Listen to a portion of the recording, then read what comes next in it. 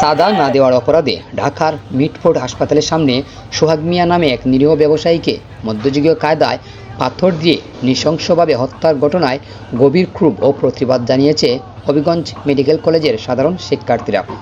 প্রাঙ্গণে আমরা জুলাইয়ের জন্য আন্দোলন করেছিলাম। তখন ভাবিনি যে 1 বছর পরে আবার আন্দোলন করা লাগবে। আমরা 1 বছর আগে ফ্যাসিস্টের দেশ থেকে বিদায় করেছি, এখন আবার নতুন ফ্যাসিস্ট জন্ম নিয়েছে।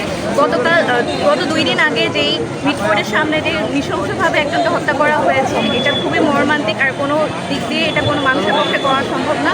আমরা আজ হবিগঞ্জ মেডিকেলের শিক্ষার্থীরা এখানে জড়ো হয়েছি এই একটা প্রতিবাদ জানানোর জন্য যে এই বাংলার বুকে এরকম কোনো হত্যাকাণ্ড কোনো ঠাঁই দেশব্যাপী নৈরাজ্য বিশৃঙ্খলা যে হত্যাকাণ্ডগুলো ঘটিত হইতেছে এবং বিগত কয়েকদিন পূর্বে যে একটা ঢাকার মিটফোর্ড হাসপাতালের সামনে আমাদের একজন ব্যবসায়ী ভাইকে যে অমানবিকভাবে এই আয়ামে জাহিলিয়ার যুগের মতো করে যে পাথর নিক্ষেপ করে মারা হয়েছে, এই ব্যাপারে আমরা সাধারণ শিক্ষার্থীরা ক্ষুব্ধ এবং আমরা এর তীব্র নিন্দা এবং প্রতিবাদ জানাই।